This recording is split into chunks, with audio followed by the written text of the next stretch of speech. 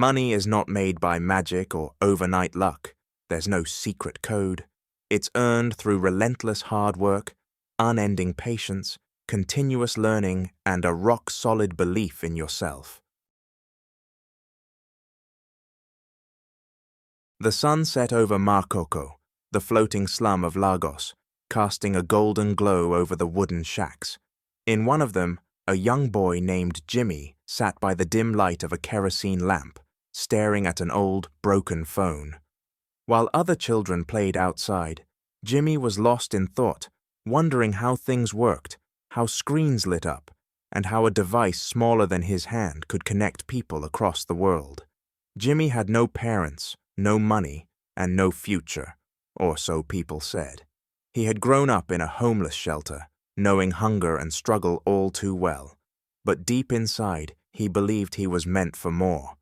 At the shelter, Jimmy found joy in fixing things. Old radios, broken watches, discarded phones. If it had wires, he wanted to understand it. One day, a group of volunteers from a charity organization came to teach children how to code. Jimmy watched in amazement as they typed strange symbols into a laptop, and the screen obeyed their commands. "This," the instructor said, "is the language of the future." Jimmy knew he had found his purpose. He didn't have books or a school, but he had his determination.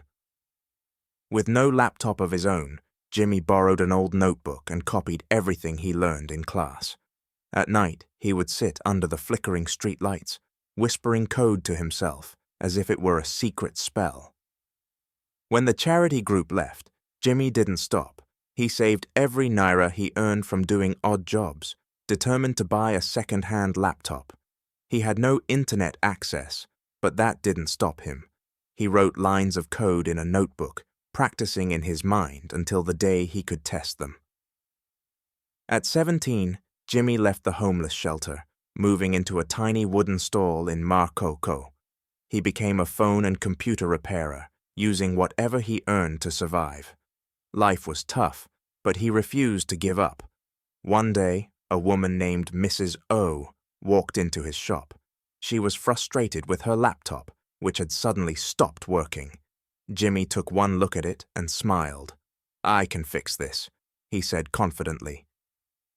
Mrs. O watched as Jimmy worked with precision and focus. In less than an hour, her laptop was as good as new. She was impressed. "You're very talented," she said. "Have you ever considered becoming a software developer?" Jimmy hesitated. He had dreamed of it, but without university education or proper training, he thought it was impossible. Mrs. O saw something special in him. "If you're serious about learning, I can help." Mrs. O invited Jimmy to stay in the boys' quarters of her house. It was the first time in years he had a stable roof over his head. More importantly, he had something he never had before: constant electricity and access to the internet. For the next few months, Jimmy studied day and night, taking free online courses and joining global developer forums. He soaked in knowledge like a sponge, improving his skills with every passing day. Jimmy worked tirelessly, building small projects and sharing them online. One day, he developed a simple but effective app for small business owners to track their finances. He posted it on a developer forum, thinking nothing of it. A few days later, he received a message. A company showed interest in the app. For Jimmy, it was proof that he was on the right path. Despite his success, Jimmy faced rejection. He applied for IT jobs, but most companies wanted a degree. He tried pitching his ideas, but investors didn't take him seriously. At his lowest point, he wondered if he was wasting his time. But every time he thought about giving up, he remembered the children in the homeless shelter. He wanted to prove that success was possible, even for people like him. Mrs. O believed in Jimmy's potential. She introduced him to a friend who worked in media, and soon he was invited to give a talk at TEDx Lagos. Nervous but excited, he shared his story, his struggles, his dreams, and his belief in the power of technology to change lives. Among the audience was an investor who was captivated by Jimmy's passion. After the talk, he approached Jimmy with a simple question. "What's your biggest idea?" David had been working on a software idea, a system that could detect fraudulent financial transactions in real time. It was just an experiment, but the investor saw its potential. "This could revolutionize the finance industry," the investor said. "Let's build this together." David couldn't believe it. A partnership was formed, and within months, his software started gaining attention. Banks and financial institutions began adopting Jimmy's software, it making electronic transaction a lot quicker and more secure, saving banks and business money and fraud prevention. More investors came knocking. The boy who once coded in a notebook under streetlights was now a billionaire, but he hardly noticed. He was too busy working on the next big problem to solve. One day, Jimmy unexpectedly received some senior bank officials in his boy's quarter apartment to advise him on investments, considering the 10 figures in his bank account. Mrs. O laughed when he told her. "You worked for it, Jimmy. You deserve it."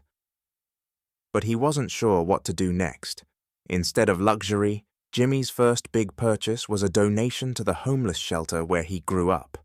Then he launched a charity organization to teach coding to underprivileged kids. He knew that talent existed everywhere, but opportunity did not. Within a year, hundreds of children were learning to code, just like he had once dreamed. Jimmy slowly accepted his new life.